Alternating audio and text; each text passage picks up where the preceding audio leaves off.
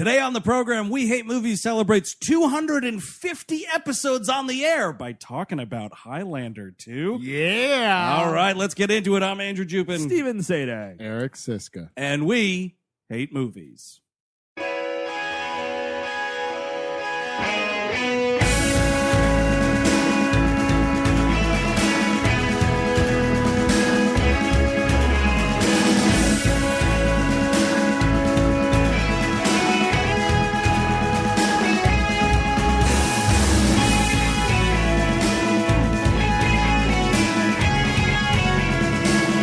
Hello, everyone. Welcome to We Hate Movies on the Sideshow Network. Thank you for tuning into our fine little program for what is the 250th time we've done this. We're talking Highlander II, The Quickening from 1991, directed by Russell Mulachy, previously seen on the show directing The Shadow. Right. And he's also the director of the first Highlander. Which just blows my mind because Yeah, of it how little respect this movie has for the first movie. It's weird, right? Like it's a reboot. It's a sequel reboot. A sequel boot. A C-boot? It's also kind of a pre-boot too, a little bit. It gets into the how we became immortal, which is bullshit. Yeah. And then you said that the third movie kind of disavows this movie, which would make that a tree boot. Yeah, it's a tree boot. Weird. Terrence Malick's tree boot of life. So, up front, Steve and I just saw this for the first time. Which boggles my mind. Because Does it? Yeah, because Boggles? It's been boggled. Because I saw this movie in the early 90s. As it was intended to be seen. Well, that's for Exactly, sure. on a giant tube TV. That is one of those ones. in a pair of basketball shorts. in a pair of basketball shorts with a That I've never seen a basketball court, mind you. with a Warner Brothers cartoon character on my T-shirt. On like an old Zenith TV that has to sit on the ground. Oh yeah, Sure. on a carpet. Oh yeah, this is one of those. You put your elbows in the carpet, Mm-hmm. the Oh. shag carpet, Yep. and you kick back and you watch Highlander 2. You got a couple action figures keeping you company, maybe. Maybe you do. I'll just say up front that I didn't see the original Highlander until maybe like 2 or 3 years ago. Also insane. This was a franchise that I just totally missed. I know. Ditto as well. Yeah, Yeah. Andrew and I didn't grow up in the same house, but like weirdly, I just never got to this movie. It wasn't. I feel like you had those franchises your family latched onto, and then you Right. didn't. And this is one that my family did not latch onto. My family went Highlander crazy. I mean, I've always known what it was, but I've steered clear. And even that first one, man, like it took me like 2 or 3 times to watch it and get through it. Like, I kept falling asleep. You are terrible. I think the first one's a fun romp. I it's- rewatched it not long ago, and I remember, you know what? I still like this movie. I understand it's okay not to like a movie. Of course. everyone. If you don't like Highlander, that's fine. But I grew up in really enjoying that first Well, movie. you've got some badass Clancy Brown in that movie, which I think something that distinguishes itself from this movie, which there's 0 Clancy Brown and 100% more terrible Michael Ironside. You go from Lex Luthor to Darkseid that way. Oh, that's actually true. Read a fucking comic book, Steve. I will one day. So we start this movie. It's 2024. right. The future. Yeah. 8 years after Donald Trump's 2-term presidency, which is why the ozone layer is dead, and We had to have it's permanent night outside. Permanent night outside. We had to have a previously immortal being design an under the dome-esque shield for the planet.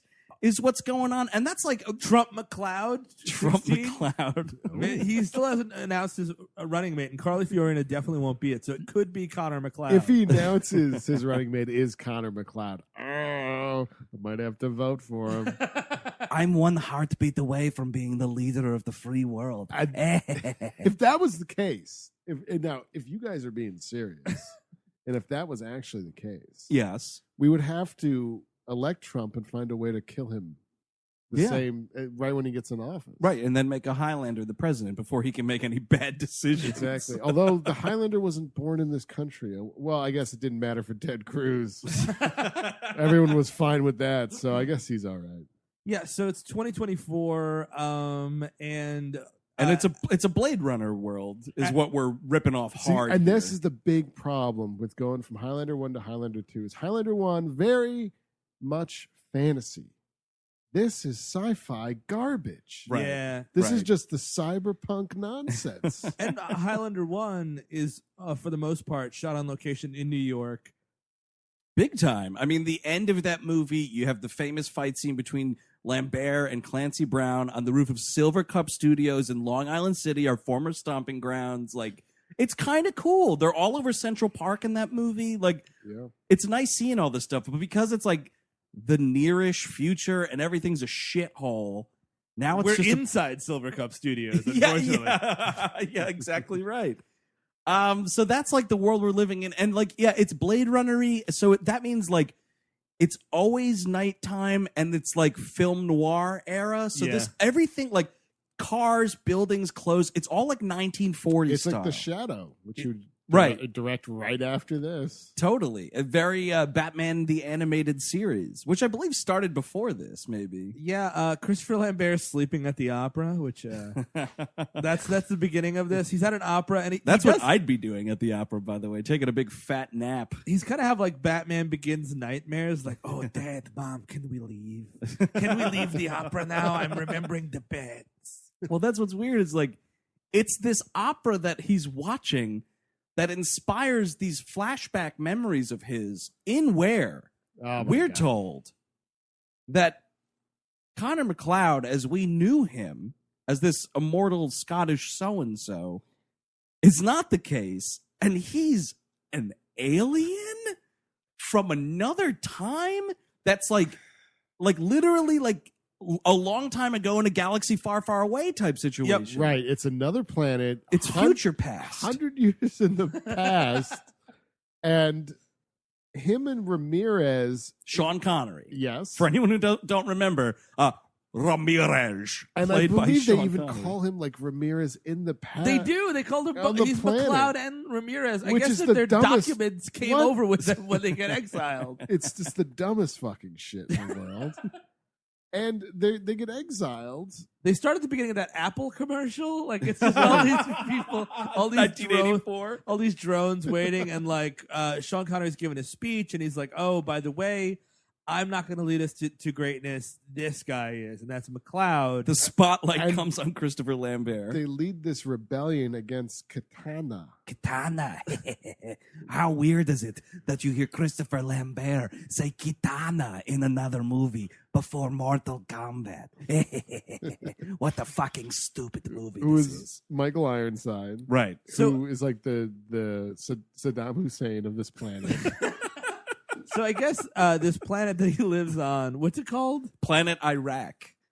I don't think it's named. It's a planet of white guys with ethnic names that don't match their where they're actually from. Because you Wow. have Right. a Belgian man named McLeod, you've got a Scottish man named Ramirez, and you've got a Canadian named Katana. Is And he? you- Well, I don't think. Very good. Is he Belgian? I don't. Isn't he like American Swiss or something? Oh, I gotta look that up. I don't Oh, know. I think he may have grew up in Switzerland, but he was born in the United States. He certainly is not He's Scottish. vaguely European and not Scottish. Well, yeah, You're right. either way, yeah, not Scottish, and it's like a dune planet kind of, and It's there's all very these like much a Dune planet, like which is a these mistake. yes, I like how anything you- associated with Dune is a mistake. Just a quick pause. I like how Eric is like, "Oh, I think that he was born in New York and grew up in Switzerland." That's exactly what it is because you know a lot about Christopher Lambert. Whew, Oh, I for a second, I think- thought you were going to throw it in my face that he's Belgium, asshole. No. But You would have had to turn in your Christopher Lambert fan club badge.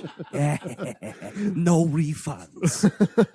I'm keeping every penny of your yearly dues. Oh man! But I got almost. got to pay for the GeoCities page. But I almost got all my punch cards.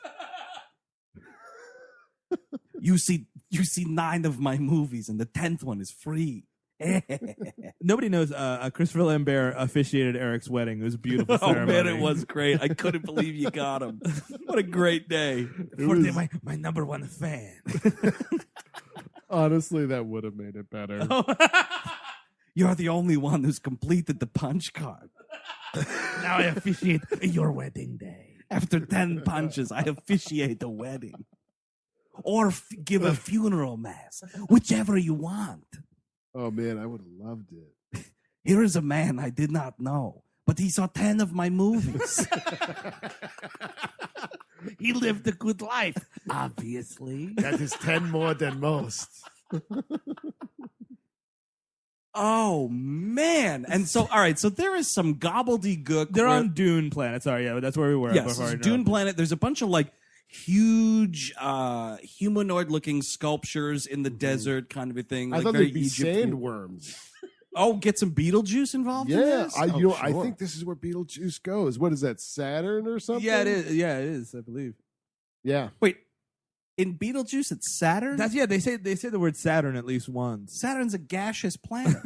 Well, not anymore, buddy. All right. Maybe not once there's Halloween magic in the air. So something. Sean Connery and Christopher Lambert like bond themselves by each sticking their hand in a thing of like melted wax. Yeah, it's And- a hot scene. Yeah, and Sean Connery's like, okay, so this is gonna bond us forever. Blood brothers. If you ever need me, you just have to call my name, and I'll be there. And you're just like, okay, like they're like rewriting the history of this franchise, or like rewriting the history of the first movie. Which the is premise before your of the eyes. premise of the first movie. Mhm. Basic understanding of each other's characters in the first movie Yes. of, hey, I don't know who you are, you Spanish peacock. Like, they don't know each other. Right. None of this shit's connected. They just happen to be immortal, and they form a kind of a brotherhood from that. Right, but this script in Highlander 2: The Quickening is sure to cover all those bases, though, because Connery's got a line where he's like, now the next time we see each other on Earth, you might not recognize me, but you've always known me. Like, so they cover all of that, so it still, quote, Yeah. makes sense. The whole, like, forget me gas bullshit. And, Yeah. like, when they're transported, they know they're going to be immortal, right? Like, it's weird that they get there and they live regular life. Like, how did Connor even get into this like Scottish clan and then go and fight in a battle with them? It also like, so basically that they get sentenced to this. Ironside is pissed. He's like, "Hey, they broke the cause." He goes in front of some council that makes no sense whatsoever. it's like the Bill and Ted's council. you Yes. know? Everyone's kind of speaking telepathically. I'm right. No lips are moving, but like, no, I think lips are moving because these are some terrible actors. okay. I think only one of them speaks. Like he says Oh, I something to see. Ironside. God. It was probably ADR. And it's basically Yeah. like, oh, they're immortal, which is unnatural in our world, which we're not going to explain. But they will either kill them or we will exile them, which is sentencing them to Earth, Right. which Is a prison. I already know. it's like, and he's like, oh, and they kind of go through the Highlander thing. They kind of like fold that in. They're like, yeah, Earth is a prison, but there's a bunch of other immortals on there, and they will all fight each other until there is only one left. And at that point, that person will gain their mortality. And so, are we to believe then that, like, so this is what happened to Clancy Brown, and he was maybe there before these dudes? Yeah, or he is was there- jaywalking. He was just jaywalking on that planet. They like exile him. You crossed Desert Avenue Get him out of against the here. light. That guy, Get him out of here. Get him out of here. Kill his family. Get him out of here. that guy that ambushes Lambert in the wrestling match. That was tax evasion. That was tough. Why is there no wrestling in this movie? What? There's wrestling? No, the first movie starts with professional wrestling. This movie Yes. starts with the Oh. opera. Nice try. That is a good point. Yeah. Well, there's kind of professional wrestling in this movie because Michael Ironside's costume, he's wearing like the fucking Intercontinental belt the whole time. It's this big, like gaudy belt. It's like, it's all black, but it looks like a wrestling title belt. It's hilarious. And so I think maybe that's a nod. Oh, to the a little first for the Wow. fans. Oh, wow. So he's sleeping in this. He pulls a Jay Sherman the critic in this movie. He falls asleep, like thinking Lambert, about, by the way. Yes, Lambert, thinking about his like horrible life or whatever. And then he wakes up to some usher like, "Excuse me, Mr. McLeod. Show's over. And here's Lambert. He's in like terrible looking age makeup. He looks like Vigo the Carpathian. And what is this voice he's doing? He's just like, I'm at the opera. Oh. thank you, Mommy. Mommy, are we at the opera?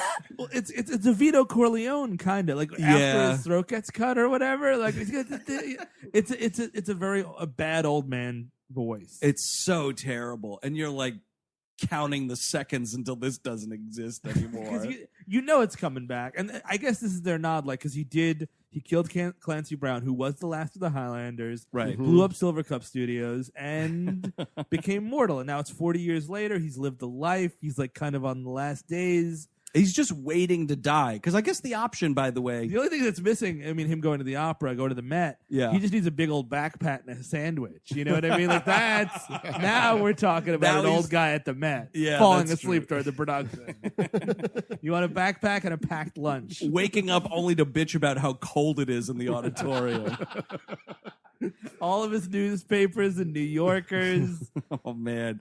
Yeah, he's got like a little canvas bag with weeks old newspapers in it. Yeah, it says The Strand on it. Yeah, like not to be ageist, but there are some old-timey New Yorkers who are better off just hunkering down in their fucking hoarder apartment and just getting crushed to death under a pile of It's newspapers. true, and it sounds terrible. When I see them on the subway, I'm like, what are you doing out? Seriously. Like, why haven't you left this city yet? Or left this earth. Because they haven't removed their head from their body. obviously. Oh. Well, speaking that's of which, right. I think you were getting at that Connor McLeod wins the prize, in which lets him age and become an old man. But the other alternative, Right. which it did not exist until this movie, Yeah, it's a multiple choice. is that you can like go back in time to where you're from, this other planet, and I guess be the age you were when you left. Right. Well, I think That's is that the like threat. a right away situation? Like, okay, you killed the last one, now it's you. Right. You can either hang out or you can go back. It seems like you can hang out until you just want to go back.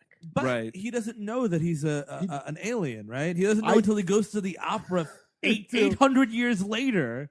Until Wagner kicks his memory back into gear. But I It's very Proustian, you know, actually. This is, song reminds me about that time I was hanging out with Adolf Hitler.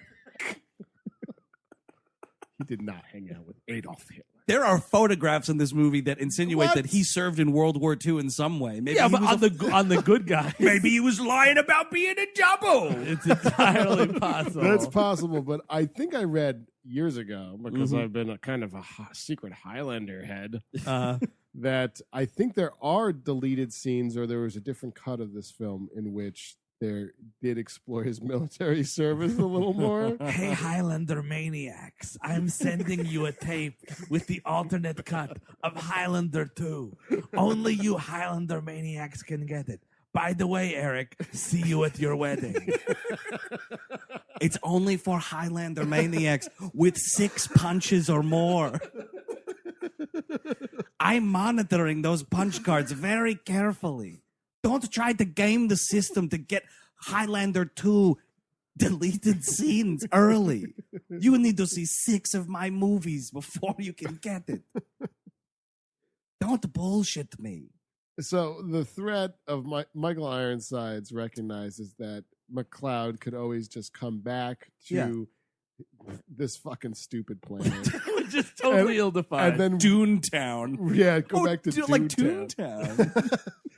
And then, potentially stage another rebellion and Right. remove him from power. So he decides, I'm going to send 2 hedgehog assassins into the future to fight McLeod, which is just bullshit because you're just setting off the cycle again. Exactly. It makes no sense. Like, it's a real, if you want something done, you should do it yourself or whatever. But he sends they look like hedgehog porcupine type things. But they're also kind of birds because they have like beak, like masks, and they have wings. Yeah, you're right. Yeah. They're just shockingly, they're ill-conceived villains. But the weird thing is, like, even the henchmen, the lowly henchmen, are like, dude, this guy's gonna die in a couple of weeks. Yeah, Just let's wait it out. He's like, no, for reasons. And it's What's like, awesome okay. is later in the movie, when like it's the first time of many that Michael Ironside and Lambert like meet up, Lambert says to him like, "Hey man, I was planning on just croaking here. What are you doing?" And you can see in Ironside's face, he's like, "Well, shit." So he sends these two henchmen back to like, take him out once and for all. And Lambert is at a diner. He meets up with Virginia Madsen, who is, by the way, so the Earth is dead, or the ozone, the global warming was so bad that apparently back in the 90s, Lambert and some other guy, Allan Rich, Right. 1999, they launched this project. like a global shield that like shields the world and so on and so forth. The downside being we're plunged into eternal darkness. And Virginia Madsen leads a group of revolutionaries that try and take Well, it down or something. Terrorists. But I guess one person's terrorist and another person's revolutionary. I mean, you're not wrong. But there's rumors circulating that by this point the ozone layer may have healed itself, and in fact the corporation that runs this shield, because of course it's been monetized, Yeah.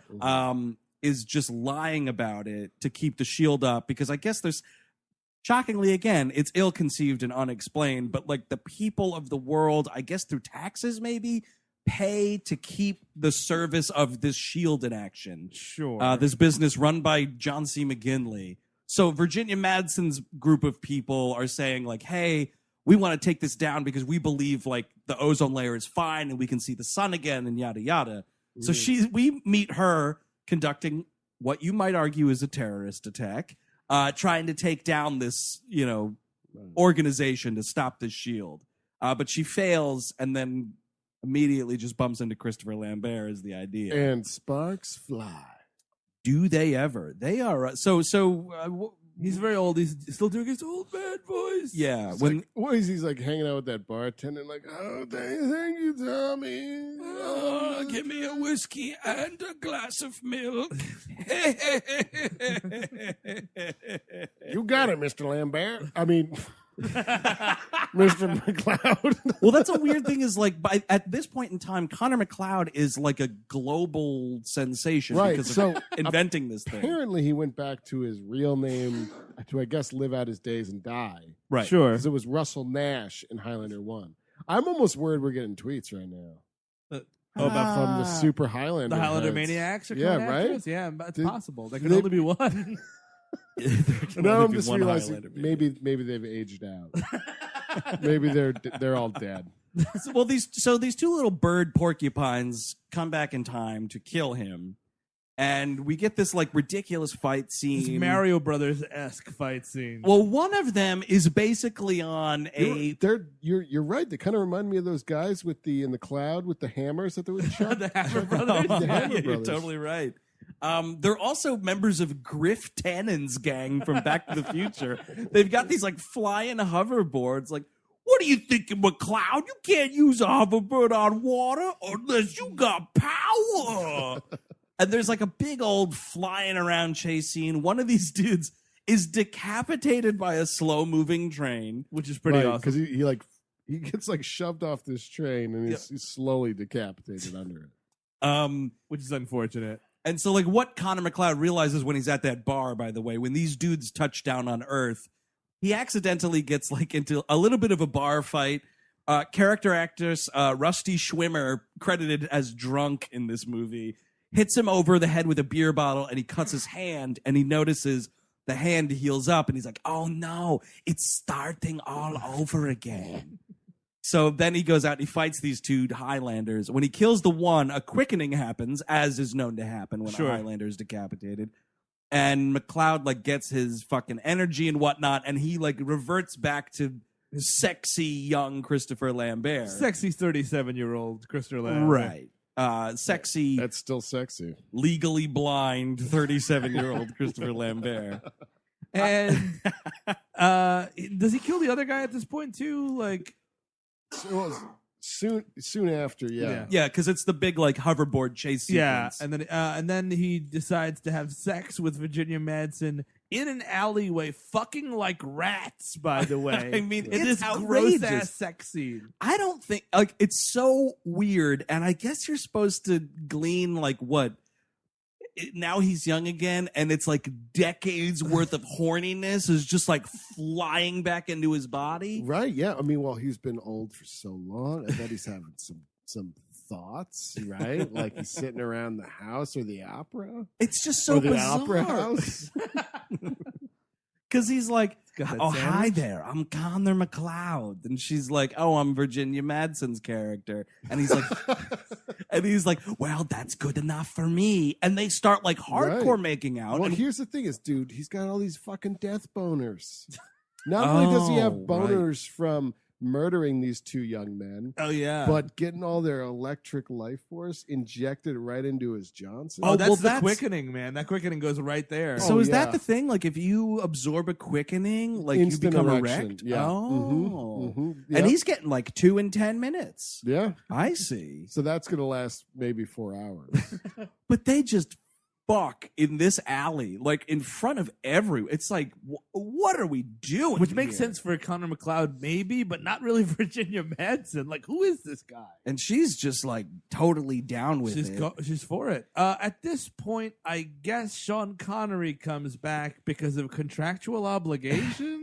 Yeah, that's the only rational explanation for what happens. Well, because again, like he's got some dumb thing when they're back in Town, and he's like, "Now remember, I'll always be with you. If you," it's like fucking E.T.'s. Like, I'll always be right here. Oh, Mr. Lambert, remember when there was always one set of footprints?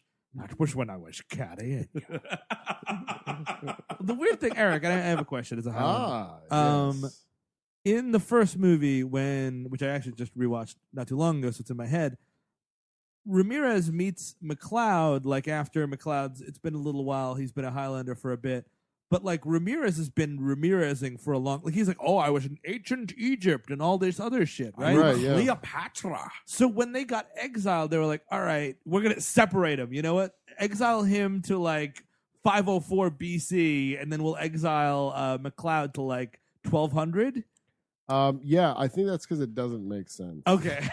Because I feel like the first movie is just like, like 1 in a zillion people are born Mhm. with this immortality, and then they eventually meet up and kill each other.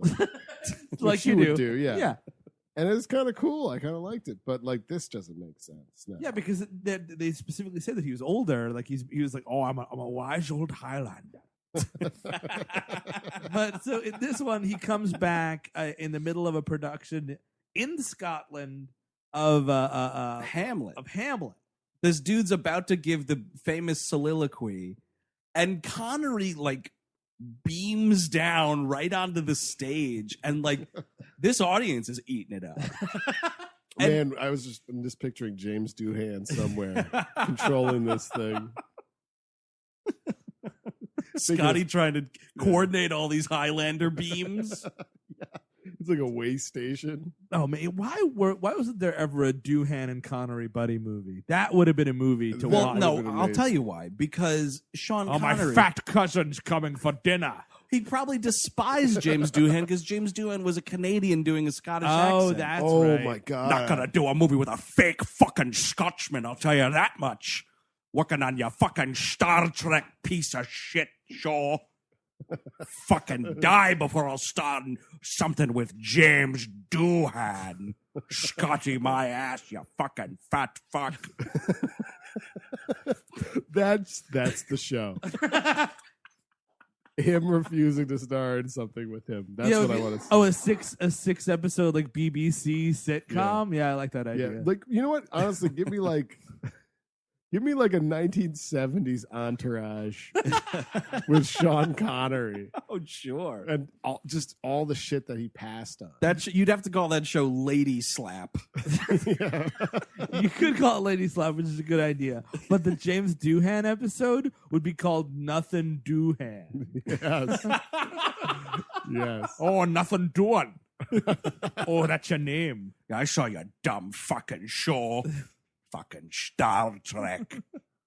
So whatever, he comes down and like he's just like interrupting this performance for no reason. And this guy's like, the guy tries to like ignore it and continue the monologue. But it's you like know? you've existed in a time period, at least partially, where plays exist. Yeah, Yeah. absolutely. And you know what's going. You might even know the play. Yes, that's where I thought this was going. Was when I was advising Shakespeare on how to write Hamlet, like you're doing it all wrong or something. Like that's where I thought it was going. Instead, the comedy is just like, oh, what you say to me? Excuse me. Excuse me. Well, the guy calls him Shakespeare was a Highlander before I cut his fucking head off. I kicked the bard's head into a pile of pig shite. They used to say that the pen is mightier than the sword. Turns out they're wrong. Oh, that's the end of that scene. So the guy is like, get off the stage, you shithead. And then here's the comedy is Connery is like, shithead? What's a shithead? Shithead? Shithead, shithead. And it's like, isn't it so hilarious hearing Sean Connery say shithead 6 times? Kind of. And he thinks like he doesn't understand like why this dude is talking to the skull. So he's like, I don't think your friend's gonna be talking back to you, boy. Well, he gets like a bad gay joke in because the bit is like, oh, I remember, last poor York, blah, blah, blah. And it's like, such and such on his lips and so on and so forth, Shakespeare stuff. And he's like, oh, on his lips, huh? Sounds like a gay guy to me. It's like, yeah. It's like, oh, I don't know what you two guys went up to back when he was alive, but you can count me out. Like, we all know you're straight, Sean Connery. Don't worry about it. See you tomorrow on Lady Slap. The season premiere on Lady Slap. We all go to Burger King and let it sit in the fucking car for a few minutes. Just because we can. It's about power. We buy a bunch of food at Burger King and then throw it in the river in front of a bunch of starving homeless people. This week on the season premiere on Lady Slap. That is wretched. Now I'm picturing them doing also like Jackass-esque stunts. Welcome to... I'm Sean Connery, and welcome to Lady Slap. This is Bull in a China shop. And he's in like a fat suit. And he like runs into a fancy China store where you buy teacups and whatnot, and he breaks stuff. Oh man! I'm Sean Connery, and this is me getting kicked in the nuts. This is the purple nurple. No, it's Sean Connery. I'm Sean Connery, and I'm about to wake up James Doohan. And he runs and he starts punching him while he's asleep. I'm Sean Connery, and I'm gonna wake up my uncle by stapling his ball sack to his thigh. Oh my god! I wish. So whatever. He goes and like he's dressed in his crazy Ramirez outfit. He goes to and apparently Scotland's all okay. Like New York is a cesspool shithole. Right. Well, it's because still Trump has made the capital of the United States, Oh, New and York then, City. And then he turned Scotland into a golf course. Yeah. So it's kind of nice still. Goes into an upscale clothing store and he pays for a suit with his pearl earring, and they're like, "Well, this will do quite nicely." This tailor is able to gauge the value of this jewelry. Like the guy's like, oh yes, and this guy's not even using a Scottish accent. No, he's like, oh yes, this is the oldest gentleman tailor in all of Scotland, and he's like, well, good, because I'm the oldest man in Scotland, and the guy's like, yes, how funny, and then it's something. How are you going to pay for this? And he pulls out this fucking earring, and he's like, how about this? It's a Ramirez family heirloom. And the guy's like, cha-ching. Cut to montage of Sean Connery drinking and smoking while having a suit tailored to him. Yeah, that's a pretty good episode of Lady Slap. remember when Clancy Brown cut my fucking head off in the last movie? Well, for some reason, I've still got my pearl earring in the afterlife. It doesn't make much sense. No. No, does it? Now, how is he not regenerated on that stage during the Hamlet soliloquy, naked as a Terminator? Oh, He should- yes. Naked and maybe, how about a little young, like Spock when he came back? Yes, dude. Just like put some cream on that face, like smooth it out a little. Yeah. Cut that ponytail for the life Oh of my everybody. God. Cut this That ponytail. giant gray ponytail. Man, That's the thing about Highlanders. They all have ethnically inappropriate names, Mhm. and they all have hair extensions as far as the eye can Also goes for Jedi. too. see. Connery looks like a Pink Floyd roadie in this movie. It's terrible. Well, it's funny you say this movie is so inaccurate to the first film. It's like if Terminator 2 had like reptile people. It's Yeah. like, yeah, why not? Yeah, they're It's true. Like, oh, actually, we weren't just sent from the future. We were sent from reptile people. we also happen to be reptilians. like they're wizards and shit. Why not? Like it's not. That's not the movie we liked. Yeah, Highlander 2, a wizard did it. So whatever. He gets this suit. He Connery gets to drink on set. You know that's real whiskey, right? Oh, for sure. And that's a cigar he pulled out of his pocket. This is my lunch. You get to film me while I'm having lunch. Gonna drink and smoke my fucking lunch. Not a goddamn thing you can do about it. And we cut back to Lambert, who is just kind of hanging out in his impossible apartment with Virginia Madsen. He kind But of we talked about this, though, on Last Witch Hunter. The idea that immortal people Right. can, over the decades and centuries, really amass Quite a wealth fortune. that Yeah, they, sure. Also, you consider that he invented the shield. I guess, co-creator of the shield. Right, that was a payday. Yeah, I'm sure. Yeah, but that only got 6 seasons though, so that wasn't. Well, I'm just saying, do not worry about Christopher. Oh no! Oh, careful now. He's this apartment. McLeod is doing just fine, and he was an antique dealer. I'm sure he's got pearl earrings of his own. Oh, yeah, I have a whole drawer full of pearl earrings to pay for things. So they get into it. We have a flashback of his love interest from the first movie, whose name I don't remember. She wasn't really a famous actress. She's dying on a bed, like she's got skin cancer really bad. He's in some like burn ward. Right, her whole face is covered because they probably couldn't get the original actor. Yeah, that's Most not the certainly same not. actor. Just cover up that face in a bandage. So she's like, "Oh, you have to promise me you're gonna fix the ozone layer." And he's like, "Yeah, sure." And then he goes home and turns on the TV, and it's an episode of Under the Dome. And he's like, "Say, wait just a minute. I might learn something from my favorite show, Under the Dome. It comes on right after Lady Slap." Oh, this is because Brad Pitt dressed like a gorilla in Japan.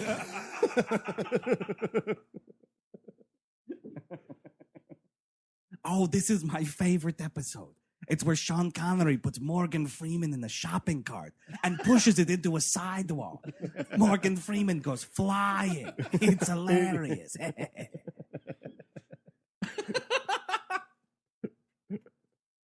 Oh my God. This movie. So, also, this is where like Sean Connery has to be explained what an airplane is. Because the tailor's like, so we'll get you a limo to take you to the air, or we'll get you a limo. And he's like, a limo? And he's like, yeah, to take you to the airport. Airport? And the guy's like, well, you said you got a long journey and flying is the fastest way to go. And he's like, flying? Limo? Airport? Flying? Suit, hat, pants. Burger King. And then just cut to him It'd be like, great if there's just a class of him like taking an adult English course. Like, oh, I understand these words now.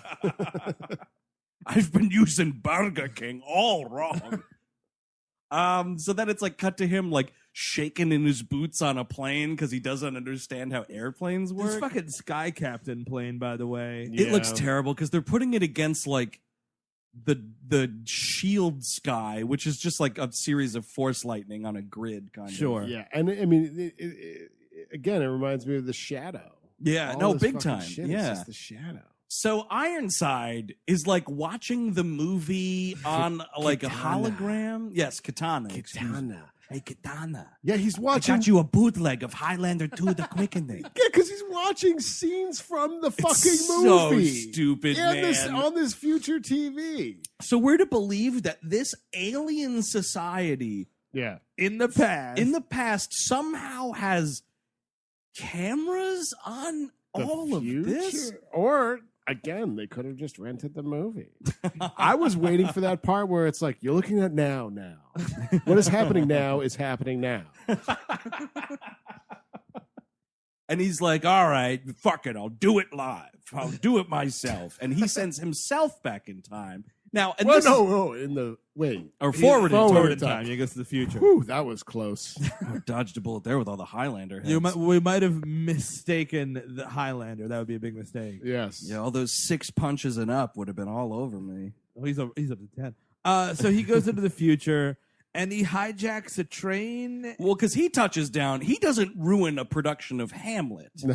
He just ruins a bunch of people's commutes He by falls- landing in yeah, a subway. He falls into the subway, which is the one thing that looks exactly like it does today.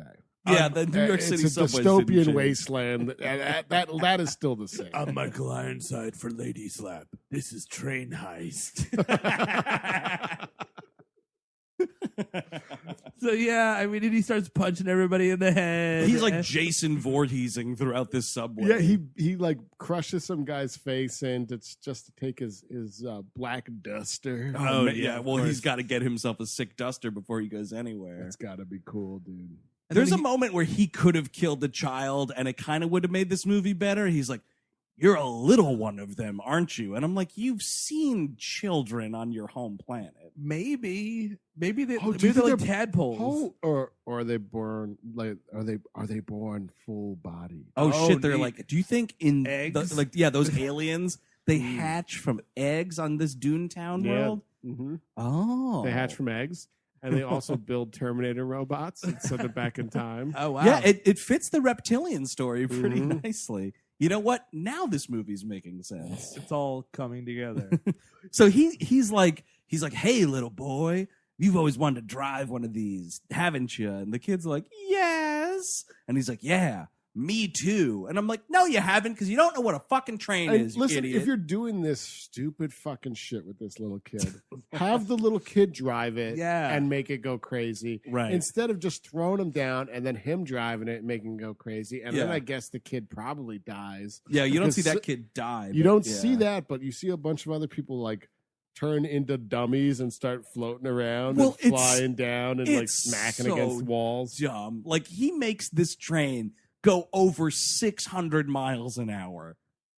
Those things aren't designed to do this. And Well, it is 2024, and we Oh. never will know what the future will hold. that's true. And he's just like laughing like the Joker, making this thing go faster. And yeah, all these people are starting to like float and fly back, and faces are getting like smushed. You see this guy's face. I mean, it's like a puppet, but the face starts to like turn in on itself. Yeah. Like his fucking skull's caving in. It's My going so favorite fast. one is one guy, his eyes are like bulging out, and it's the fakest thing I've ever seen. Yeah, and it's like it's kind of like a Scanners situation, Mm-hmm. actually. He's doing it to the whole train, huh?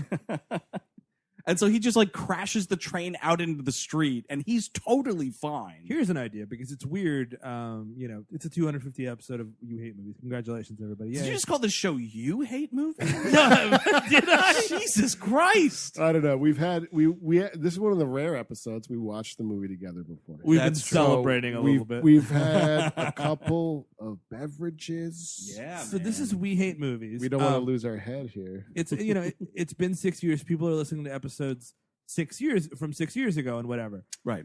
So it's conceivable that people will listen to this episode 8 years from now, Oh my god. and that would make it 2024. In which case, you as the listening audience have to do the same shit that everybody did for Back to the Future in 2024. Right. Oh, Where you yeah. have to be like, Destroy oh the man, I get. shields. and let the ozone happen.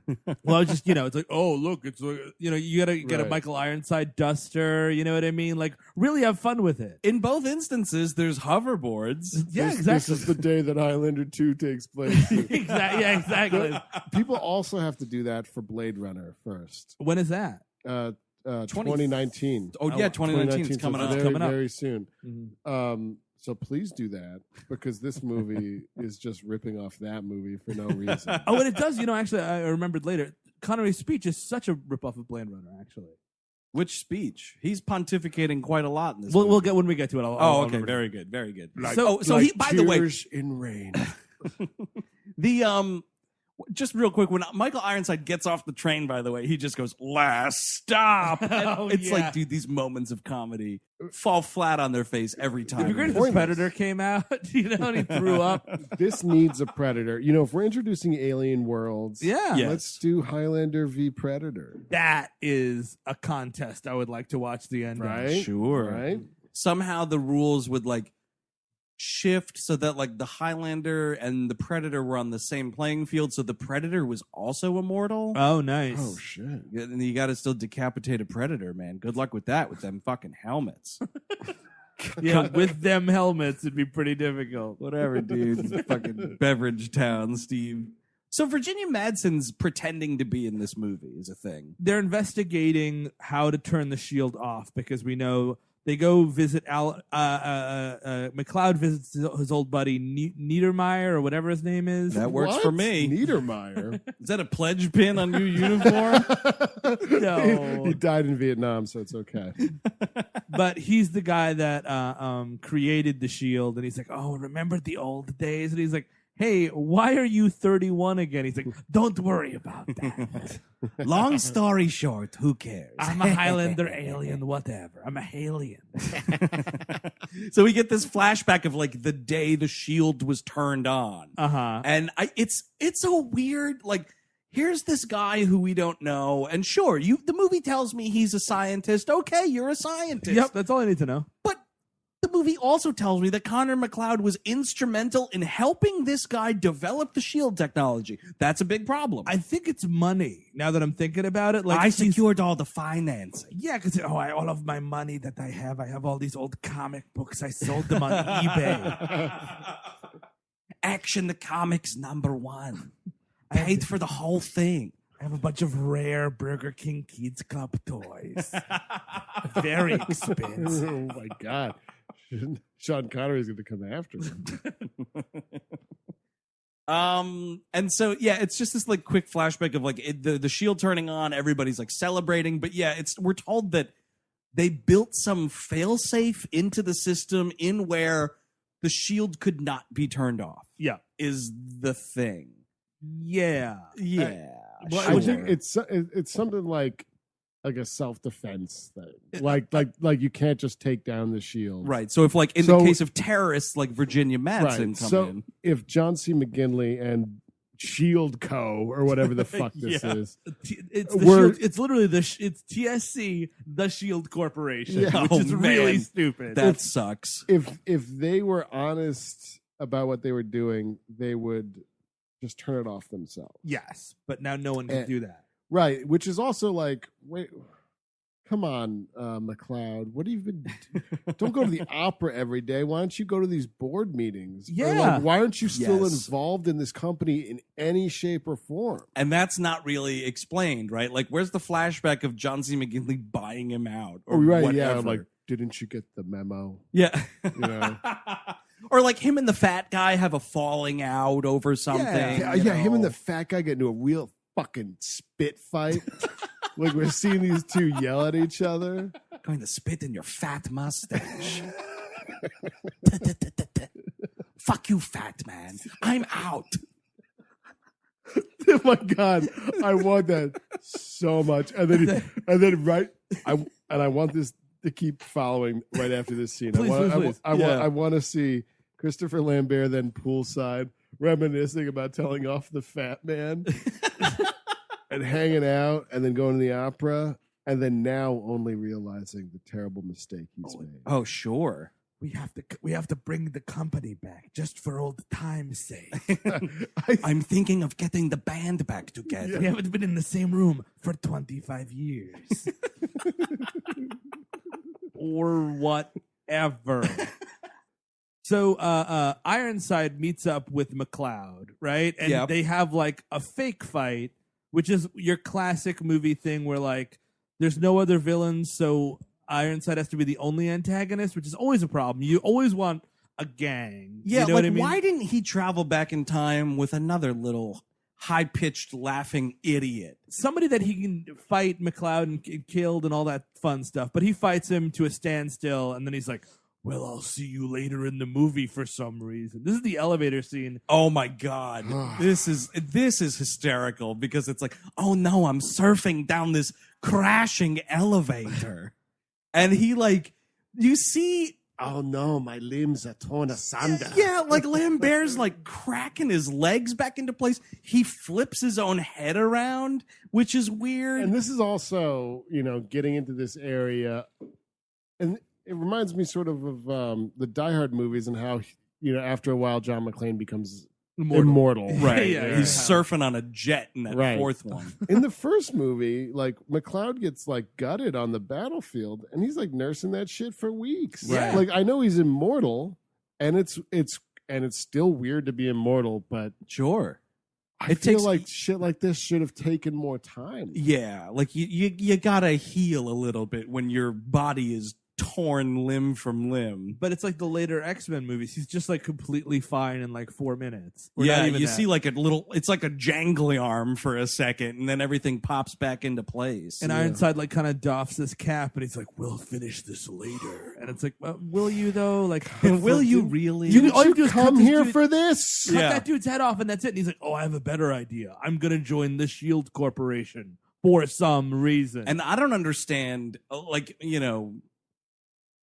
find me guilty if I missed this detail, but like, I don't know how Ironside makes the connection, like, from what he's going forward in time to do. Yep. To then also be like, well, now I'll be part of this corporation, I guess. Like, how does he even get hip to that shit? I guess he realizes that Lambert is trying to go against it, so it's like if he's trying to go against it, I Right. should get on the side of it. the enemy of my enemy is my friend. Right. But he's been still watching the stupid. movie the whole time. And, Oh, he that's watched- right, He watched actually. the first act. That's we right. saw him kick back in his lazy boy. So he goes to a board meeting of the Shield Corporation, Sure. Shield Company, whatever, and he basically acts like the Joker in the Dark Knight in that like mafia meeting. It's also the Joker in the first Batman movie. This movie takes a lot of cues from the first. You're Batman totally movie. right. Yeah, he doesn't like hand buzzer someone into being a skeleton, but it's close enough because like McGinley's not taking him seriously, and he's like, all right, dude, who actually I'm confident is Michael Ironside's stunt double. Yeah. Because he just looks like a younger Michael Ironside. He's like, get him, boys. And this dude, like, blows Ironside away. Like, which is like, Fine. hilarious random violence in a board meeting, like no one's blinking an eye, which is always great. Again, RoboCop-ish. Yes. And then it's like he gets up laughing. He then goes and pulls a Jason Voorhees on this guy. Like, he rips his jaw apart. And it's like, kind of the longest neck break in cinema history. He's really working at it, like trying to get trying to get the apple inside this guy or something. It's like trying to pry open an unsteamed clam. Getting this dude's honker ripped open. And we're man. hearing all these like noises of like things, gurgles and and cracks. cracks and like yeah, and it's just like, what are we watching? And Foley art, I just imagine the Foley artist with a bunch of little pebbles like playing with it because it's very uncomfortable to hear. And I'm expecting, like, when we cut a little farther back, like, this dude's gonna look like Alec Baldwin in Beetlejuice, right? But instead, it's just he's got eyes on his fingers. He's wearing a white and black check shirt. Yes. But instead, like, it's just this actor with his mouth open, and I'm like, come on, man, No tear way. that head off. This movie had to be R, although there's no nudity, but it had to be R, right? There's tons of random fucks throughout this entire yeah, movie. yeah. It's an R. So like, give me something. Give me some gore. That'd be fun. Just a little Maybe something. some Goro. Look, My old friend Goro. That's who Ironside should have took with him, man. Yeah. Oh, why not bring some type of monster dog, man? There's something like that floating around like in the Doomtown desert. Person. You already have bird people, so like, yeah, there's got to be a Goro at least. Yeah, Yep. bare minimum. Ironside's flying too close to the sun, man. He's so cocky right now, I think is the problem. Yeah, that's the thing. It's like I can do it all myself. He's micromanaging. So then he's like, all right, John C. McGinley, so now we're partners. What is it you do here? It's just like, what? It doesn't make any sense. But like McGinley folds like, a basket of wet towels. And he's just like, all right, we're business partners or something. At this point, the guy who creates the shield is put into Supermax prison, right? That's the idea? Yeah, because John C. McGinley's been monitoring this dude's transmissions and like reading all his tweets and text messages and whatnot. Yes. And he said, like, because there's earlier when McLeod visits him, he's like, oh, no, don't talk. They're listening. And he types in like, hey, here are these coordinates where there's like a hole in the shield where you could get above it to help deactivate Yeah, it. because the guy now realizes that yes, the ozone layer has repaired itself. Pretty convenient. And that we can overcome it if you just go to this location and shut down the shield. So he starts to give these locations, and it's like the latitude and longitude and whatnot, but he only gives the longitude. Dick move, man. Yeah, and then flash forward a little later, McGinley's like, I've been reading all your transmissions you send, including when you were in here talking to McLeod. All those weird subtweets you were making about me. Yeah, I knew they were about me. And he throws this dude in a maximum security prison, which leads us to my favorite part of the movie. Like everybody's favorite part of the movie, really. So like Sean Connery finally tracks down Connor McLeod and breaks into his apartment. And it's one of those like fake fight things where like you can totally tell that it's Sean Connery, but he decides it'll be a great prank. Like, I'm Sean Connery and this is Lady Slap. This week, I'm going to pull the power in my friend's apartment and then burgle him. I'm going to sword fight him in the nude. Because he totally cuts the electricity to Lambert's apartment, and Virginia Madsen's like, oh no, they're coming for us or whatever. But like, the attack happens. You can clearly see this stupid ponytail that Sean Connery's got, And then it's just that stupid, like, you son of a bitch. Oh, my old friend. Well, they're doing the Dylan and Schwarzenegger and Predator, right? Like they're grabbing each other's arms. You son of a bitch. Yeah, that's exactly what this is. And they continue then to fake that fight. Thing in Alien Nicaragua, the old adventure we had, or whatever. And they're fake fighting, and like it's a weird thing where like they're still sword fighting, and like that is kind of like Highlander kryptonite, right? Sword fighting? If you're a Highlander and you see another Highlander with a sword, you guys gotta clang uglies for a little bit. You know what I mean? And the nick to the neck, I think, is the kryptonite. Yeah. But like, I mean, you it's irresistible. Oh, you got it. Well, the thing is, that's and this is also why you do it a lot on Lady Slap, right? Is you can cut each other and it's fine. Yeah, that's true. Yeah, I'm not gonna cut his head off. That's like a big whack. Right, just cutting his arm a little bit. I'm an immortal with a prank show. This is actually a good question. If you cut like an immortal's arm off, right, does it grow back like a lizard or something? Yeah, I've always been curious about that. I've only seen the first two Highlander movies, and both of them pretty recently. I'm not sure what happens in 3, 4, 5, and whatever happens in 5. I don't know. That's upcoming, and that Adrian Paul show. Does Van Peebles get any limbs cut off in that third one? That is a good question. I've seen that a few times, and I do not remember. I feel like I feel like there is an instance of maybe like cut like torso, and he just like reattaches it. Oh, okay. Something like that. Yeah. Oh, interesting. Yeah. All right. We'll have to do further research on this subject. We may have to watch other Highlander sequels. Yikes. By the way, the third movie presupposes that this movie didn't exist. Yeah, you know what? Sounds about right. Yeah, sounds like it was the smart move. It was producers. like, let's go back to what that first movie was and just do more of that, right? And not act like they're space aliens with oh man, fancy futures and whatnot. Well, that's the thing. Sean Connery, there's an easy sequel here. Sean Connery remains dead. Yep. And then, oh no, we found more Highlanders. You still have to keep fighting. That's exactly what the third movie is. Oh, dude, here it is, right? The start of like what should be a legit Highlander sequel is Christopher Lambert, right? Thinking that he's immortal, right? Like it's just a montage of kind of like time passing, you know, and like jokes about like people at the office for like whatever job he gets are like, geez, you know, Connor, what are you dyeing that hair now? And because he's like not aging, he's like, oh no, I'm not getting older. And I thought it was because I was working out, but it turns out I'm still a Highlander. Or it's like he's going like it's like Highlander at Christmas time, and he's going to like seal a Christmas card, and he gets a paper cut, and the thumb just heals back up, and oh shit, More Highlander. son of a bitch. You there. What day is it? Why, it's Christmas Day, sir. Excellent. Buy me a turkey. Hey, fuck you. No, I said buy me a turkey. I have to go to Cratchit's house. He's the Highlander. I'm going to cut his head off. Oh no, it turned out Cratchit himself was not the Highlander, but his invalid son. I have to decapitate a sickly boy. Take that, Tiny Tim. Oh no, that's the thing. It's all a scam because Tiny Tim, that crutch, shit. that's a sword, brother. Yeah, oh, fuck, dude! Dun dun dun dun dun dun. Because he cuts off Cratchit's head. It's like, I know there's a Highlander in this room, and he cuts his head off, right? And he's waiting for the quickening, and nothing happens. Dude, mistaken Highlander murder. By the way. Cratchit, you'll get a raise. That would be awesome, though. Then Tiny Tim like stands up from the chair.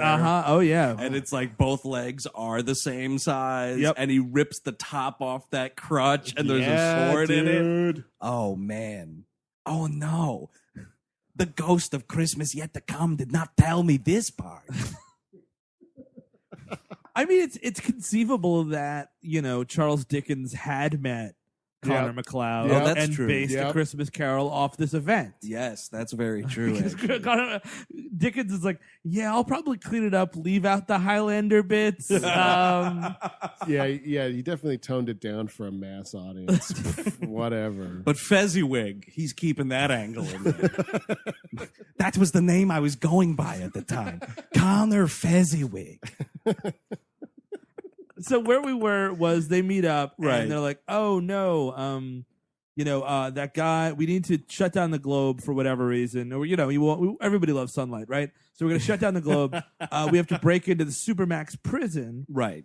To ask this fat guy the other half of the coordinates. So they go into a car, one of the very many 1960s cars that everyone's driving around in 40s, 60s. Right. Drives in and like they're just kind of talking shit at the gate. Like they're just being like sassy at the gate. Well, the guy's like, you know, all right, identify yourself. And Connery gives his long ass name. And this is Lady Slap. Oh, this is Christopher Lambert, and I think you know who my passenger is. This is Prison Break on Lady Slap. So they floor it. Right. Yeah. They drive into this place, and like all these security guards with like Uzis just start blowing them to smithereens. And this is probably the most memorable scene. oh, in the it's movie. awesome. It's like Sonny Corleone on the Causeway. You see Sean Connery and Christopher Lambert's bodies get riddled with these bullets. They are like, lit up in this scene. every single thing, like every piece of denim. Oh yeah, dude. On Connor McLeod, every that new tailored suit on Connery is just gone. It's like the end of Bonnie and Clyde. Like they're Yeah. just torn to shreds. And also, yeah, he sacrificed that pearl earring. That suit's just nothing. It's Swiss cheese. And this is their trick to get into the building by pretending to be corpses now to be taken to the morgue and Right. Our little terrorist friend. Well, Virginia Madsen, Is in who the trunk. Connery, by the way, remarks in the apartment like, "Oh, McLeod, you got a nice piece hanging out with you." So she's like hitting the trunk door, you know, Yeah. or the boot, as Sean Connery would call it, you know. And all these like security guards are just like hamming, look at that, babe. Yeah. And she's like standing in the morgue with these people, and their bodies are there and whatnot. And then like they both sit up, and they're like, by the way, her face has been broadcast on television by this time as a known terrorist. Yeah. Right, For yeah. this specific corporation. yeah, trying to break for into the the same shield. building. No one recognizes it. Hamina. They have like a Highlander conversation. He's like, "Oh, I got shot 112 times." And he's like, "Well, I was shot 116." Oh, you're calling that little nick on your neck a shot in the face? And it's just like, dude, how? Oh, you're about not who counting. cares? Well, who cares? Oh, that's for sure. Yeah. But like, what? You're just counting bullet holes? That's stupid. You wouldn't know. Here's a question. It's again from the first movie, but it kind of has something to do with this movie. Uh-huh. When in that first movie, McLeod goes in, him and Connery are in that paddle boat. And he's like, "You're a Highlander," and he's like, "I don't know what that means." He's afraid of, he can't swim. He falls in the lake, Yeah. and he should drown. And he's like, "Oh my god, I'm okay." Like, so, like, can he not? Does he not need air? Is that the idea? Yeah. He just needs that head attached. Any right? single thing that can kill you Okay. doesn't affect him unless it severs its head. Okay. Could So- he go into space without a suit like a G.I. Joe? Yeah, but I think it would be uncomfortable. Oh, man. Well, they still feel pain, right? Unless it like unless you if his head explode. popped off. Right, if your head entirely pops off. Like that's Right. the only thing that counts. So, like, he couldn't, like, deep dive to the Mariana Trench. Like, his head would Oh, the cave pressure in. would get him. Well, Yeah. your head could cave in. I think that's okay. Oh, but if it Once you- doesn't pop off. Right, you needs to be severed from the Oh. neck. It's sort of like a zombie. Yeah. right? Yeah, You know, true. You destroy the brain or Right, sever right, the head. right. So- The Highlanders must have gotten the fuck out of France and the French Revolution. These are dangerous times Yeah, for really, Highlanders. yeah, really. Yeah.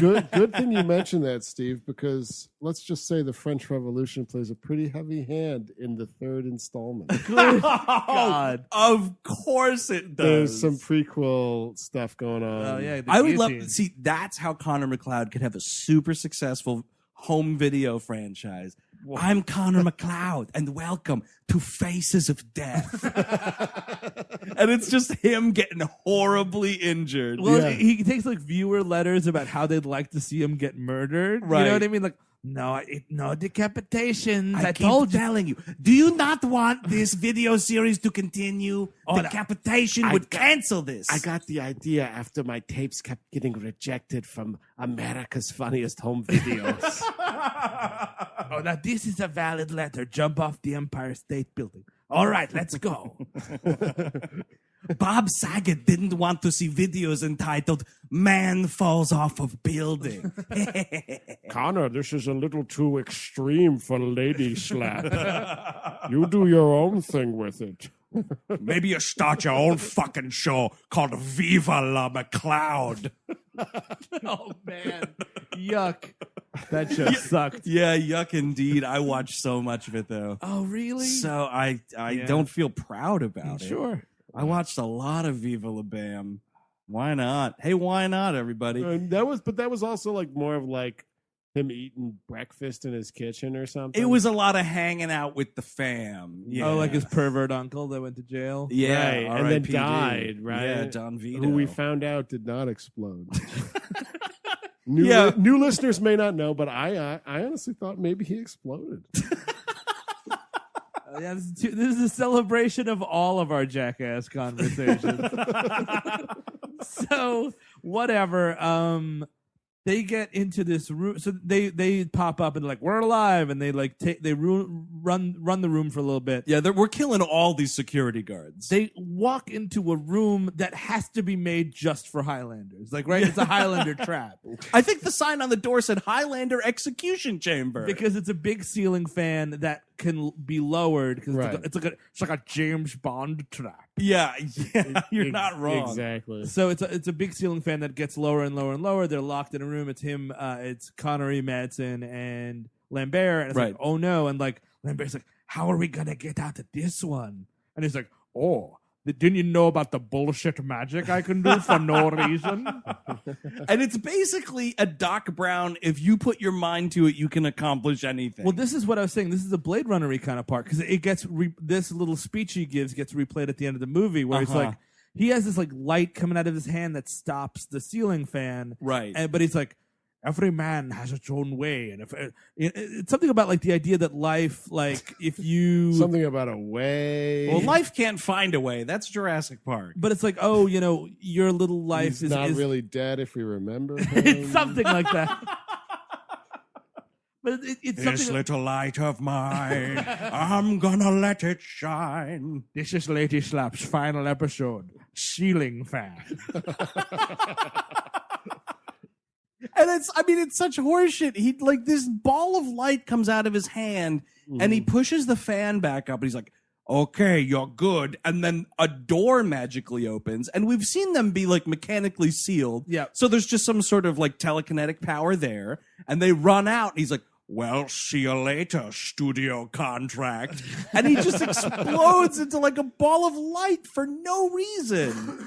And it's great because he's like, hey, will I ever see you again? And he's like, I don't know. Depends on the box office receipts. Wink to the camera. It's either going to be me or Maria Van Peebles.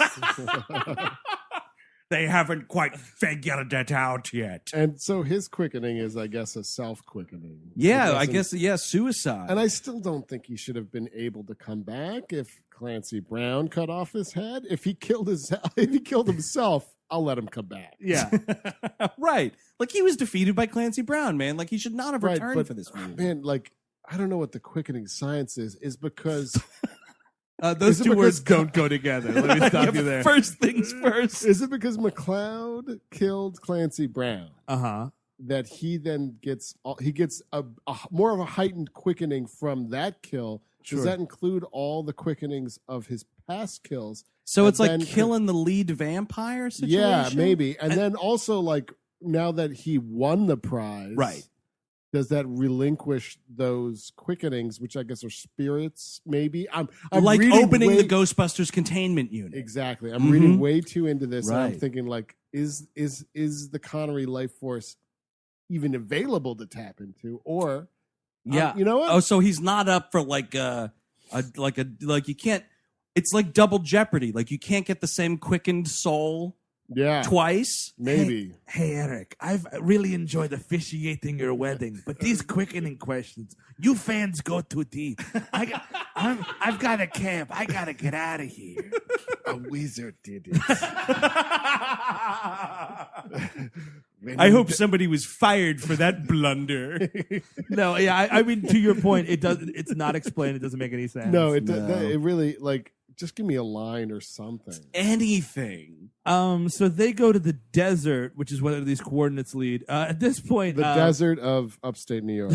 Yeah, like remember, we're in New York City for this movie. Yeah. Well, I mean, the global warming's happening, although it goes to like the fucking Himalayas at the end of this. These are, you would say, higher than the Catskills. Yes, yeah, probably higher than the Adirondacks too. Yeah, it's like it's almost like they were filming in the Sierra Nevada mountain range out west. So,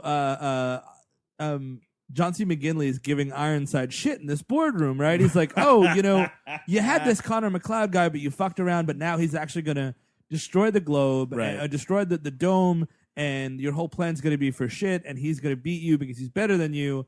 You really didn't plan this out very well. And Ironside's like, duh, and then grabs his nuts like a fucking iron vice and turns them to jelly. Yikes! Yeah, Yeah, just McGinley screaming up a storm. Little nut pops. Oh. Fucking jelly running down your leg now. Like two bargain bin water balloons, man. And he just like kind of Undertakers him out the window by his balls. Yeah, it's like a choke slam almost, but by the balls. Yeah, a by the balls choke slam, yowza. And McGinley Into hell, by the way. Yeah, he goes flying out this window. It's next stop pavement. By God, John C. McGinley is dead.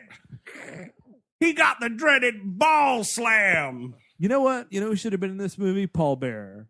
Yes. He comes in Sure. as like Ironside's number 2. Yes. Like, oh, Ironsides. Oh, Katana, look what you've done. There's no going back from this katana. He can help out and stuff. He can like bring over like microchips and shit. Yeah, oh, absolutely. There's just want to be a Highlander once, Katana. the manual to the shield. I helped out. I brought you those microchips. Yeah, and then Yeah, like, missed opportunity, honestly. and then of course, obviously, Lambert could cut his head off, and then get Yeah. over like, oh, don't kill me, Lambert. Oh, McLeod. Be great. It would be great. A Highlander match is what you want because he's already got the Intercontinental belt, so it's certainly It's a Highlander match. whatever.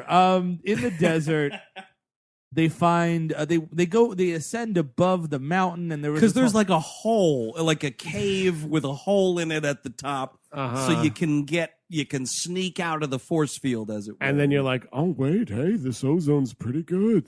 well, that's what they get to the top, and Virginia Madsen's like, my God, it's full of stars, you know. And then like Lambert gives her like a from behind Titanic hug. I'm just like, dude, there's not time for this. You were fucking like rats at the beginning of this movie. That's the end of it. Fucking like rats. let's fuck like mountain goats.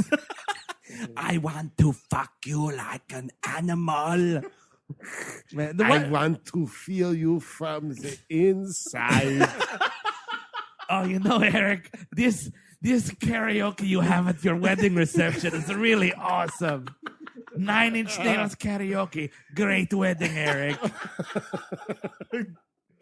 Oh man, I'm gonna have to get remarried. So they're like, okay, proof that it's real. Now let's just go back down the mountain and turn it off, I guess. Like, Sure. I guess this was all just like double checking our work. Like, you sure you want to do this? Okay. They go to the end of the cable guy, really, this area. Or play Mortal Kombat with a friend in Vietnam. They saw the future, man. They knew. Judd Apatow knew. But they go, yeah, it's this big area where, like, that's where the shield is being generated the source from. of the power source for the shield. And it's now, of course, Ironside. And the funny thing is, Connery's like, you're both going to be needed to turn off the shield, even though Virginia Madsen does jack all shit. I mean, what does she do? Loan him her jacket? Like, I don't even understand why she needs to be there. I mean, like, it's good to have a woman in the movie, sure, but maybe she could do something. Because in the beginning, like, she's a badass, tough as nails terrorist. yeah, you know but what for I the mean? rest of it, she's fucking olive oil. Yeah, she's just his I girlfriend. can't believe it. Like, why isn't she doing shit? Why isn't she hucking bombs or It's something? because of Pipe that bombs. rat fucking. The Yeah, rat whoa. fucking washed her of any, revolutionary, incendiary thoughts. Are you saying it was so good it cleared her mind forever? Or are you saying that? What are you saying? I'm saying that, like, what the movie says is, like, as soon as she has sex with a Highlander, she's like, oh, help me! Yeah, she just- help me! She basically just becomes his girlfriend, which is Right. like, oh, is it okay if I bring my girlfriend along on the mission? It's like, Which- well, actually, no, she should be running the mission. Much like what happens in The Shadow, funny enough, with, Yeah. is it Penelope Ann Miller? It is. Virginia Madsen in this movie spends a ton of the runtime just hanging out in his apartment while he's doing shit. You're right. I guess that's Russell Mulcahy's or Mulachy's kind of calling card. It's like, Ladies hanging out. I don't know what to do with She women should in be the a middle le- of the movie. They could just kind of hang out in the apartment. She should be at least like building bombs that they use a Sure, bit of. Why yeah. not? Like, let's blow up some consoles. She's also got like this whole team at the beginning of the movie. I don't know Like, what where did all happens. those people go? They all just die. I don't know. It's not explained. Shockingly, I know. So it's a final fight between Ironside finally, because they've had like there was another fight in the desert that goes nowhere. Right. Well, that's the stupid thing. It's like he's in the office with McGinley. Then the two of them, Connor McLeod and Virginia Madsen's character, get to the desert. Then Ironside's there. There's a little bit of a fight on top of the van that they're driving. Oh, it's on top of the van match. It Then- is so fucking crazy how many times McLeod and Michael Ironside, Katana. run into each other and fight, Yeah. and then just leave, and then run into each other and fight, and then leave, and then run into each other and fight, and then leave. Like, what are we doing? Well, that's like he's in this mountain range. They like kind of hit him with the van and then drive away. And then magically he's back with McGinley. That's when he kills McGinley. Yeah. And then they're magically back from the mountain range back into this office building at the power supply at the end. And then it's like, now enough times have happened. I can actually final fight you. Yeah, at this fucking point. fourth time's a charm, I guess. And they fight. It's not even that great of a fight. It's pretty lame because we've Yeah. spent so much energy on other highly choreographed fights. They almost fight in a church when McLeod's like at his wife's grave and Ironside like wipes dog shit on her tomb. that is a good move. Is to cut. I think that was the whole point of him coming to the other world. It's like, oh, I'm gonna rub dog shit on that grave. Yeah, so they have this lame fight. And He that's decapitates him. that's the bummer of the. Mhm. I mean, like that's why you need a team. You know what I mean? Like, for Lambert to run through, because once the villain and the hero fight, even once, it's kind of like, oh, that all the air gets out of the fight. You know what I mean? Exactly. So when by the fourth time, I'm like, well, something's gonna fucking happen. Right. So yeah, he decapitates. He him. decapitates him. There's like no like super hard quickening. It's like a tiny quickening. It's a light quickening for Yeah. sure. Which It's is a drizzle crazy, of a quickening. which is crazy. Yeah. This guy is a huge dude. He's like a fascist ruler of a planet. Yeah. Give me, I'm sorry, that requires a big quickening. Totally. And In it's the again, first movie, it's an enormous quickening when Clancy Brown goes. Fucking New York almost goes up. oh, it's There's wild. like ghosts and shit. Like, I love it. Which is what's so stupid because when he kills one of those bird dudes at the beginning of the movie, that's a massive quickening. It takes out an entire city block. yeah, So I was like, oh shit, once he gets Katana, this is gonna, here comes Shit- the quickening. shit's going crazy in By the Tokyo. way, the subtitle is the quickening, so that's what I'm waiting for. Exactly. And it's like there's your fucking quickening. And then he's like, okay, now one thing left to do. By the way, keep in mind, I am again the only one left, which means I am mortal. Yep. And he steps into this energy supply, which is just this huge like bolt of light shooting up into the sky. Yep. And like jams it, and the whole thing explodes, and the shield goes down.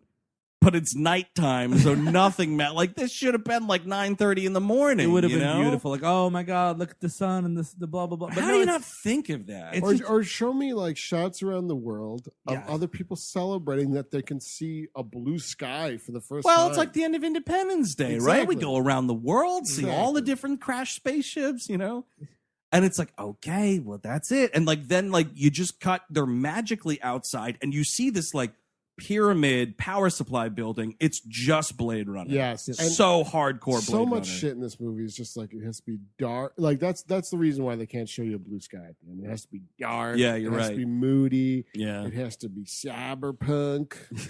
And then Connery comes back. The voice is like, not everyone truly lives, right? Come on, Blade Runner. And I guess it's like you're supposed to believe then, yeah, he did the same magic trick that Connery did or something. Because like if he's mortal, man, like he steps into this thing, it should tear him to ribbons. Yeah, you know what? History's mysteries, man. Or at the here's the thing: the last scene should take place back on Jakku or whatever bullshit planet they're on in the beginning of the film. Why does everybody want to go back to Jakku? That's what should happen. And Well, then- yeah, because we don't bring any of these Bill and Ted jurors back. Nope. Like, No. they're like the They observers should or whatever. like mention something about Katana's evil reign falling because it's like essentially Connor McLeod just saved 2 planets. Right, Doontown was saved as well. Exactly. Show me a little Doontown. Get them gleep glops all celebrating. Here's Why the thing: not? is like committing to another planet called Doontown is a big deal. yeah. And once you commit to it, fucking commit to it. Yeah, Bring you- it back you at gotta some go back. point. Yeah. And I hate that they have that planet. It's so stupid that they're aliens. It is very stupid. I couldn't believe it. You were like, when we started the movie, you were like, guys, watch how they rewrite that first movie. And I was like, okay. What's that? They're aliens? That's a big rewrite, man. Also, like, and again with the wiping shit on her grave scene, like, there's this whole thing, and this movie even carries it through of like, it's hollow ground. You cannot fight at like a religious area, Right. a cemetery, a church. What does it fucking matter if you're a fucking space alien? You're not Catholic in wherever alien land you're in, so you don't care about a church. Maybe the Catholic Church is from another planet. Oh, that would be shit. interesting. Rome's pockets stretch far and wide. Exactly. dude. Maybe Yeah. Katana's talking to the Pope a lot. Oh, really? Yeah. Yeah, right. Or maybe Lambert is just like, in the centuries since I've been here, I totally converted to Catholicism. What a mistake. And then, they're just making out outside this pyramid and cut to credits. I couldn't believe it. And that's the movie. It's crazy. It's outrageously crazy. There's like hair metal playing at the end, which is funny. I mean, I feel like there has to have been other sequels that have done this, but the fact that the part 3 acts like part 2 never happened. Yeah. That's a I great mean, there's move. got to be others like that, but it's rare. It is rare because you usually try and at least fold everything in, Or like you're like, let me tie that bullshit back into this a little bit. Jaws the Revenge totally disavows Jaws 3D. Like they There's an forget that example. movie happened. Yeah. we kind of forget about. Don't we forget about Friday the 13th with the Roy movie? Do we just let that one go? Yeah, that just kind of passes because then Right. Jason's resurrected. So that's And Tommy Jarvis is back in that movie in the next one. Yeah, so that's and it's he never talks about the other stuff that happened. No, he's not like, oh, that time I was living in a home and this Yeah. other dude pretended to be Jason for a while. And I might have started killing people at the end of the movie, but now I'm totally still worried about Jason. Right. Yeah. I mean, it's weird. That's Like, true. I think they do sort of harken back to the Corey Feldman. Like, I think he says like something about I've dealt with Jason before, Yeah. but it's not like, oh, that time I was in that failed halfway house. Like that doesn't happen. Actually, Jason Voorhees is very much like a Highlander. You know, you That's really true. just have to cut his head off and destroy his brain. That's very true. I think speaking of horror franchises, Nightmare on Elm Street 3 ignores that 2 ever happened. 2's like a weird standalone movie. Interesting. Yeah. That's true. Yeah. So that is Highlander 2: The Quickening. Would anybody and recommend also this Halloween 3. Oh obviously, the big one. So okay, all right. There's a lot of them, but it just happens to be in massive 80s horror franchises, I guess. Well, I never expected it from my fantasy fighting movies. Right, yeah, that's true. Well, to your point, Halloween 4 should be in a world without children. That would Yes. that's a movie I'd love to see. Yep. I would love because you know what, you could still kill 18-year-olds. Yeah. Oh, sure. It's just they wouldn't be babysitting anymore. You know why? Because they're all gone. But now they're down to some serious fucking. Oh, yeah, dude. We You got got to repopulate. Yep, get Yeah. them kids back. Get them get them kids back.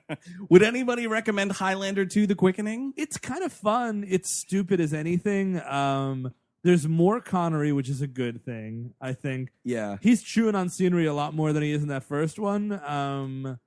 It's silly. It is.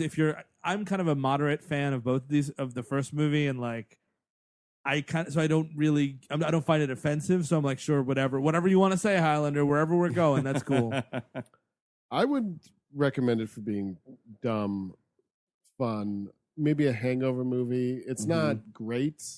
And I think this is like the road to a hangover movie. Do you know what I mean? Yeah. Like, you're right. You know what? While you're still fucking partying hard on Saturday night, you get home at 1, 2, whatever in the morning. Yeah. Throw Highlander 2 on and see how long you could stay up. Exactly. Like you're getting home, you've stopped off for some like halal cart chicken. Yeah. You bring it back. You're trying not to wake up your wife, just watching Highlander 2. Like, this is great.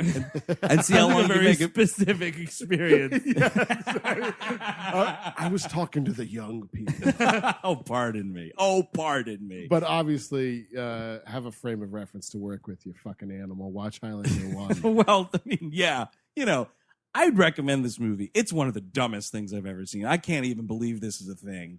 Like Steve, I won't say that I don't know. I guess indifference is wrong. I'm naive to this franchise. I've only seen these 2. Oh, I'm a high head. I know. Christopher buddy. Lambert officiated your wedding. That's a real story. We were there. It's crazy. and punch cards. The sermon is free. I don't know. It is a hangover movie. It's so stupid. It's on Hulu, man. You can watch this movie right now. That's what we just did. Mm-hmm. And, whatever. It's a good time. I probably wouldn't. I might watch these other movies. Probably not going to venture into this TV show. That's the thing is I never watched the TV show. I actually skipped the fourth movie for a long time because they were bridging it with the TV show. And I was like, fuck that shit. Yeah, but I would say, even though Mario Van Peebles, chomping the scenery and whatnot, 3 is worth checking out. Mm-hmm. Okay. You also get Christopher Lambert with a haircut. Thank God. He gets those Yeah, extensions he's kind of looking more like, hey, it's the 90s guy. All right? On this episode of Lady Slap, we're watching the entire Highlander franchise, TV show included. We're giving Christopher Lambert a haircut. He's asleep. Oh, man. He's been snoozing for hours, and we're going to cut his hair. The Lady Slap tour bus. Here's a question. If you give a Highlander a haircut, is there like a mini quickening? I think it's like a soft breeze. Or like a static electricity. That's Highlander 2, The Quickening, directed by Russell Mulachy. If you want more WHM, check out WHMpodcast.com or SideshowNetwork.tv. Like us on Facebook and follow us on Twitter. We are at WHM Podcast, and write into that mailbag. We all hate movies at gmail.com. 250 episodes. Some of your favorite WHM moments? We want to hear about them. And next week, it's another emergency programming episode. Hold on. What about the 10-year rule? No. It's got to be off the table. Something What? big's happening. Dolph Lundgren in Kindergarten Cop 2? But that just came out today. Yeah, well, we're doing it, man. See, the thing is, we're doing it sight unseen. Yeah. This is a real event episode, all right? Cancel your plans. Download the podcast. Next week, it's going to be something. All right, so let's see right now, because we did this with Jingle All the Way to some predictions Oh. about what we might see All right. in Kindergarten Cop 2. Dolph Lundgren, I predict, will get no less than 2 nut slams. Oh. You stole mine? All right, Right? here's That's a mine. good Wait, I'll one. give Steve a second to think of another one, because this is mine. I'm predicting Dolph Lundgren probably getting peed on in this movie. I like it. I like it. Yeah. I am going to say that the word selfie appears at least once. Oh, that's a good one. That's totally. a good one. He's definitely gonna clean up puke with that weird like sawdust shit. All right, so getting peed on, selfie, sawdust, puke, and then what was the first one?